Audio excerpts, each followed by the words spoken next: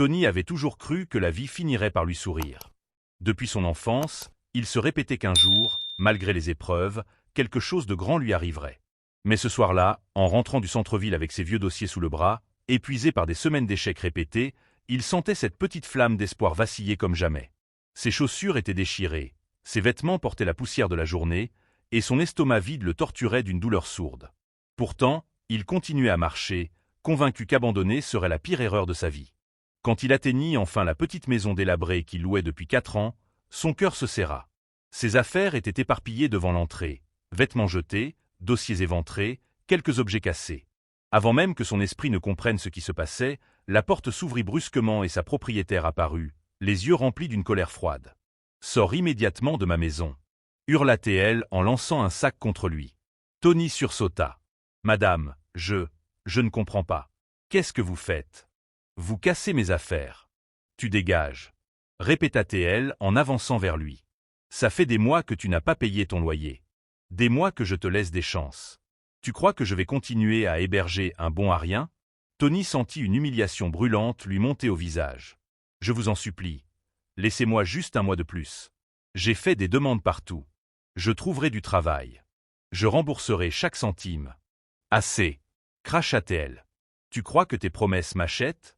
Tu dors dehors ce soir. Maintenant, bouge. » Elle referma la porte d'un coup sec, le laissant dans la nuit, au milieu de ses affaires éparpillées. Il resta immobile quelques secondes, incapable de respirer. Le monde semblait s'écrouler autour de lui. Sans maison, sans argent, sans personne vers qui se tourner. Puis, soudain, son téléphone vibra. Un appel. Un numéro inconnu. Il décrocha avec une voix tremblante. « Allô, c'est bien Tony ?» Il cligna des yeux. Personne ne l'avait appelé depuis des mois. « Oui, c'est moi. Votre candidature a été acceptée. Vous pouvez commencer dès demain. Nous vous enverrons l'adresse et les détails. » Tony resta bouche bée. « Attendez, quelle candidature ?» La voix prit un ton surpris. « Vous avez postulé pour un poste de gardien, n'est-ce pas ?» Il sentit un vertige. Le poste qu'il avait coché par désespoir, un soir où il avait envoyé des dizaines de demandes au hasard, priant pour une réponse. Il n'était pas gardien. Il était informaticien. Ou du moins, il l'avait été autrefois. Mais comment refuser? Il n'avait plus de maison, plus de travail, plus d'options. Il serra les dents. « Oui, madame, j'y serai. Merci, vraiment. » Quand l'appel se termina, Tony resta seul, la nuit l'enveloppant comme un linceul, partagé entre soulagement et honte. Il ramassa ce qui restait de ses affaires, chercha un endroit où dormir, et finit sous un vieil arbre, près d'un hangar rouillé. Le vent froid lui mordait la peau, mais malgré tout, pour la première fois depuis des semaines, il avait une raison de se lever le matin. À l'aube, il se débarbouilla tant bien que mal, ajusta ses vêtements froissés et suivit l'adresse reçue par message. Quand il arriva, ses jambes faillirent se dérober sous lui. Devant lui s'élevait un gigantesque portail noir orné d'or, ouvrant sur une propriété si luxueuse qu'elle semblait sortie d'un film. Une fontaine jaillissait au centre, 2 voitures de luxe étaient garées à l'entrée, et la maison elle-même ressemblait à un palais. Tony eut un instant d'hésitation. Était-il au bon endroit? Puis une voiture rouge approcha, se gara d'un frein sec, et une femme élégante en descendit. Elle portait un tailleur rouge vif qui soulignait son assurance. Ses talons claquaient sur le sol comme des coups de marteau. Sans même le regarder, elle lança. « Pourquoi tu restes planté là? Ferme la grille. » Tony sursauta. « Pardon, madame. » Il se précipita pour refermer le portail, maladroit, nerveux. La femme le regarda enfin, de haut en bas, avec un mélange de mépris et d'indifférence. « Et sache une chose, ce n'est pas ta maison ici. La tienne, c'est la cabane du gardien, là-bas. » Elle désigna un petit bâtiment au fond de la propriété, un logement étroit, poussiéreux, aux murs fissurés. Beaucoup plus misérable que la chambre qu'il venait de perdre. Tony hocha la tête, sans oser protester. « Oui, madame. Je comprends. » Elle partit sans un mot de plus, laissant derrière elle un parfum luxueux et une froideur glaciale. Tony inspira profondément. C'était humiliant, mais c'était un travail. Un toit. Une chance, même minuscule, de se relever. Ce qu'il ignorait, c'est que cette maison, ces murs dorés, cette femme hautaine, cacherait bientôt un danger mortel. Et que lui, l'homme que l'on méprisait, deviendrait la seule barrière entre la vie et la mort. Ce qu'il ignorait aussi, c'est qu'en ce lieu où il n'était rien, il allait devenir quelqu'un. et que tout commencerait par un baiser destiné à sauver une vie. Les premiers jours de Tony dans la grande propriété furent plus difficiles qu'il ne l'avait imaginé. Non seulement le travail était exténuant, mais il devait aussi supporter le regard méprisant de sa patronne, Madame Rémy, et l'arrogance de ceux qui faisaient partie de son entourage. Pourtant, il tenait bon. Il se levait chaque matin avant l'aube, nettoyait la cour, surveillait le portail, entretenait les jardins, rangeait le garage et répondait aux appels furieux de sa patronne chaque fois qu'elle avait besoin d'un service qu'elle aurait très bien pu faire elle-même. Le plus dur n'était pas la fatigue. C'était l'humiliation quotidienne. Chaque fois qu'il croisait Madame Rémy, elle le regardait comme s'il n'était qu'un insecte. Elle l'appelait le gardien, jamais par son nom. Elle parlait en marchant, sans le regarder, comme si son existence même était une nuisance. Et pourtant, Tony continuait à espérer. Il savait que sa vie pouvait changer. Il savait que quelque part, une petite ouverture l'attendait. Il suffisait d'être patient, de se montrer digne, même si personne ici ne croyait en lui. Ce qu'il ne savait pas, c'est que l'homme qui partageait la vie de Madame Rémy avait des intentions bien plus sombres. Le compagnon de la patronne, Kelly, était un homme séduisant aux yeux du monde, mais Tony ne tarda pas à découvrir sa vraie nature. Un après-midi, alors qu'il nettoyait la terrasse, il aperçut Kelly affalée dans le salon, un verre à la main, en pleine discussion animée sur un jeu vidéo, ignorant totalement le travail de sa compagne. Il ne travaillait jamais. Il ne contribuait à rien. Il vivait dans cette maison comme un parasite, se nourrissant du statut et de la fortune de Rémy. Quand Rémy rentra ce jour-là, épuisé après une réunion importante, Kelly s'empressa pourtant de jouer le rôle du petit ami parfait. Un sourire charmeur, une main sur son épaule, des paroles douces. Une mascarade. Tony observait tout cela de loin, conscient que quelque chose clochait. Mais ce qui le frappa le plus, c'était la manière dont Kelly interagissait avec lui. Dès le premier jour, Kelly l'avait pris pour cible. Et, le gardien. Faites attention où tu marches. Toi, oui toi, viens nettoyer ici. Pourquoi tu respires si fort? Tu veux m'énerver. Chaque mot était une provocation. Un coup de couteau supplémentaire dans la dignité de Tony. Madame Rémy, elle, semblait aveugle face à tout cela. Aveugle et amoureuse. Les semaines passèrent. Tony faisait de son mieux, mais plus il s'efforçait d'être discret et professionnel, plus on l'accablait. Puis un événement vint bouleverser la vie de la maison. Un matin, alors que Tony ouvrait le portail pour laisser entrer la voiture de la patronne, il remarqua son expression terrifiée. Elle téléphonait, la voix tremblante. « Je ne comprends pas, » disait-elle. « On m'a volé de l'argent. 30 millions ont disparu de mon entreprise. Je ne sais pas comment c'est possible. » Après avoir garé sa voiture, elle sortit, tournant en rond, paniquée. « Tony, porte mes sacs vite. » Il s'exécuta en silence. En entrant dans la cuisine, il entendit sa voix brisée derrière la porte. « Oui, monsieur, je vous ai envoyé le lien par mail. Vérifiez encore, s'il vous plaît. Je dois savoir comment cet argent a disparu. Je perds tout. » Tony sentit un frisson dans son dos. Il connaissait ces termes, ces problèmes. Il comprenait ce langage. C'était son domaine. Mais il n'était que le gardien. Il hésita. Et finalement, comme la première fois dans la cuisine, il resta silencieux. Il avait trop peur. Les jours suivants, la tension monta dans la maison. Rémy engagea plusieurs experts pour comprendre ce qu'il se passait dans son système informatique, mais aucun ne trouva la source du problème. Pendant ce temps, Kelly semblait étrangement nerveux. Parfois, Tony le surprenait en train de chuchoter au téléphone. Parfois, il voyait son regard changer lorsqu'il passait près de l'ordinateur de la patronne. Un soir, alors que Tony nettoyait discrètement le salon, il vit Kelly fermer brusquement un dossier sur l'ordinateur dès qu'il entra dans la pièce. Le regard que Kelly lui lança lui glaça le sang. Quelque chose n'allait pas. Quelques jours plus tard, la situation atteignit un point de rupture. Madame Rémy explosa. « Je ne dors plus.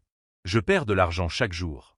Si je ne trouve pas la cause, je vais tout perdre. » Kelly tenta de la calmer, comme d'habitude. « Mon amour, on va régler ça. Je suis là, je te soutiens. On va trouver le coupable. » Mais cette fois, Tony vit dans ses yeux une lueur différente, une lueur de peur, une lueur de culpabilité. Plus tard ce soir-là, alors que Rémy appelait un énième expert et pleurait dans sa chambre, Tony prit une décision. Il respira profondément, monta les marches du perron et frappa timidement à la porte. Madame Rémy ouvrit, les yeux rouges. « Tony, qu'est-ce que tu veux ?» Il serra les poings. « Madame, je peux aider. » Elle le fixa, choquée. « Comment ça, aider ? J'ai J'étais informaticien avant. C'était mon métier. Je peux vérifier votre système. Peut-être que je pourrais voir ce que les autres n'ont pas vu. » Un silence lourd s'installa. Puis une voix cinglante surgit derrière lui. « Tu te prends pour qui ?» lança Kelly en avançant. « Tu crois que tu peux toucher à nos affaires, espèce de gardien ?» Madame Rémy secoua la tête. « Tony, contente-toi de ton travail. C'est tout ce que je te demande. » La porte se referma. Et Tony resta seul, humilié une fois de plus. Mais ce soir-là, il sentit que quelque chose avait changé. Il ne pouvait plus rester spectateur. Il avait une responsabilité morale. Le lendemain, contre toute attente, on frappa à sa porte. Tony ouvrit, surpris. C'était Madame Rémy. Elle paraissait différente, plus calme, presque désespérée. « Tony, j'ai pensé à ce que tu as dit hier. J'ai tout essayé. Alors, aide-moi. » Il sentit son cœur battre plus vite. « Oui, madame. Je ferai tout mon possible. » Mais à peine eut-elle posé son ordinateur sur sa table que Kelly surgit, furieux. « Tu es devenue folle, Rémy? Tu vas confier tes données personnelles à ces gars. » Ces mots frappèrent Tony comme un éclair. Données personnelles. Quelqu'un de proche. Quelqu'un qui avait accès à tout. Il comprit. Il s'assit devant l'ordinateur, ses doigts retrouvant naturellement la vitesse et la précision qu'ils avaient autrefois. Il navigua dans le système, vérifia les logs, les caches, les traces invisibles. Et soudain, une transaction cachée. Un transfert masqué. Une manipulation grossière. Le coupable venait de la maison. Il renforça la sécurité, restaure les fichiers, et comme par miracle, tout le montant volé réapparut dans le compte de Rémy. Elle lâcha un cri. « Mon argent. Tony, tu as réussi. » Elle le prit dans ses bras, bouleversée. Kelly, lui, devint livide. Il était démasqué. Et quelque chose dans ses yeux changea définitivement. Ce n'était plus de la peur. C'était de la haine. Une haine meurtrière. Après la restauration miraculeuse des fonds volés, un silence pesant s'abattit sur la pièce. Madame Rémy, encore secouée, fixait Tony avec une gratitude qui débordait presque de larmes.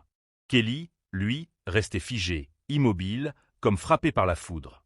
Ses mains tremblaient, sa respiration saccadée révélait une panique qu'il tentait désespérément de dissimuler. Ce moment fut le début de la fin.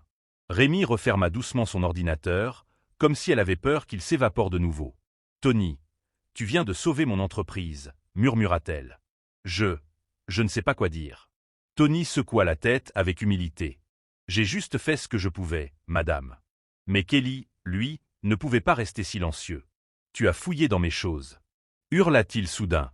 Tony leva les yeux vers lui, calmement. « Je n'ai fouillé dans rien.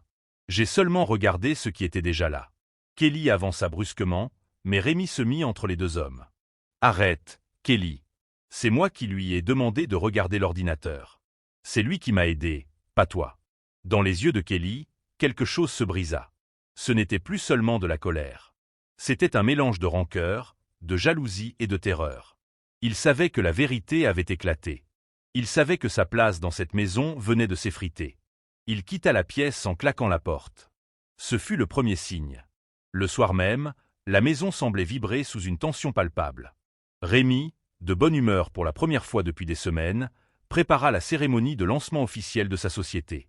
Elle voulait présenter Tony publiquement, faire connaître son geste héroïque. Tony, encore étourdi par les événements, se préparait lui aussi, découvrant pour la première fois un costume propre, que Rémy lui avait offert en remerciement. Pendant qu'elle répétait son discours dans sa chambre, Tony se regardait dans l'unique miroir fissuré de son petit logement. Il toucha la cravate maladroitement nouée autour de son cou. « C'est ton jour », se dit-il à lui-même. « Un jour que tu n'aurais jamais imaginé. » Mais pendant qu'il se préparait, quelqu'un d'autre aussi se préparait. Kelly. Il n'avait pas dormi. Il n'avait pas mangé. Il n'avait pensé qu'à une seule chose, se venger. Dans l'ombre, il avait contacté quelqu'un. Un homme aux intentions sinistres. Un homme payé pour faire disparaître les obstacles. Son plan était simple, mettre fin à la vie de Rémy au moment où elle serait le plus visible, le plus exposée. Devant tout le monde. Devant Tony. Comme une dernière punition. Le lendemain matin, la salle de conférence se remplit d'investisseurs, de journalistes, de partenaires et de curieux. Des projecteurs s'allumaient, des caméras tournaient, des applaudissements retentissaient à chaque arrivée de personnalités influentes. La tension de l'événement masquait la menace qui planait au-dessus de leur tête. Tony entra, nerveux mais heureux d'être là. Les gens le regardaient avec curiosité. Personne ne devinait que l'homme qu'ils observaient avait dormi sous un arbre quelques semaines plus tôt. Puis, l'instant arriva. Les lumières s'assombrirent légèrement. Une musique d'introduction retentit. Et Madame Rémy fit son entrée sous les applaudissements. Elle s'avança vers le micro, majestueuse, confiante, rayonnante. « Mesdames et messieurs, merci d'être ici aujourd'hui. Ce lancement n'aurait pas été possible sans un héros. Un homme que tout le monde a ignoré, méprisé, rabaissé, mais qui, dans l'ombre, a sauvé mon entreprise. » Le public retint son souffle. Cet homme s'appelle Tony. Les applaudissements éclatèrent. Tony sentit son cœur tambouriner dans sa poitrine. Il monta les marches du podium, chaque pas résonnant comme un pas vers une nouvelle vie. Mais soudain, un petit point rouge apparut sur la poitrine de Rémy. Tony reconnut immédiatement ce qu'il voyait. Un viseur laser. Un tireur embusqué. Le monde sembla ralentir autour de lui. Le souffle de la salle se suspendit. Tony n'eut pas une seconde d'hésitation. Il se jeta sur Rémy, et dans un geste instinctif, irréfléchi, il posa ses lèvres contre les siennes. Le public poussa un cri de stupeur. Les caméras crépitèrent sans comprendre. Le tueur, surpris, perdit sa cible. La balle siffla dans l'air et se planta dans le mur derrière eux. Le baiser venait d'éviter un assassinat. Rémy, tremblante, les yeux écarquillés, tenta de reprendre son souffle. Tony, essoufflé, la tenait encore contre lui. La stupeur du public se transforma en murmure, en chuchotement, en confusion générale. Puis, une voix hurla depuis un angle sombre de la salle. « Tuez-les tous les deux !» C'était Kelly. Il venait de perdre le contrôle. Plus de masque. Plus de charme. Juste la rage pure d'un homme qui voyait tout s'effondrer. Les invités reculèrent, horrifiés. Des gens crièrent. Certains sortirent leur téléphone pour filmer. Il a ordonné un meurtre. Appelez la sécurité. Il est fou. La sécurité intervint rapidement, immobilisant Kelly qui se débattait comme un animal. Ses hurlements se perdirent dans la cohue. C'est lui. Il a tout fait. Il mérite de mourir. Il mérite. Mais ces mots furent étouffés par les menottes que l'on referma sur ses poignets. Sous les yeux du monde, son image se brisa. Rémy, encore tremblante, regarda Tony. « Tu m'as sauvé », balbutia-t-elle. Tony baissa les yeux, humble. « J'ai juste fait ce que n'importe qui aurait. »« Non », coupa-t-elle en le serrant fort. « Pas n'importe qui. Toi. » Elle leva son bras en direction de la foule. « Cet homme n'est plus un simple gardien. » Elle marqua une pause. Son regard brillait d'admiration. « À partir d'aujourd'hui, Tony devient chef de cabinet de mon entreprise. » La salle éclata en applaudissements. Les caméras, les journalistes, les invités. Tous acclamaient cet homme que personne n'avait regardé jusque-là. Tony sentit une chaleur monter dans sa poitrine. Une chaleur qu'il n'avait pas ressentie depuis longtemps, la fierté. Le pauvre homme rejeté, humilié, abandonné, venait de devenir une légende. Plus tard, alors que la nuit tombait et que les derniers invités quittaient la salle, Tony sortit prendre l'air. Il regarda le ciel, respirant doucement.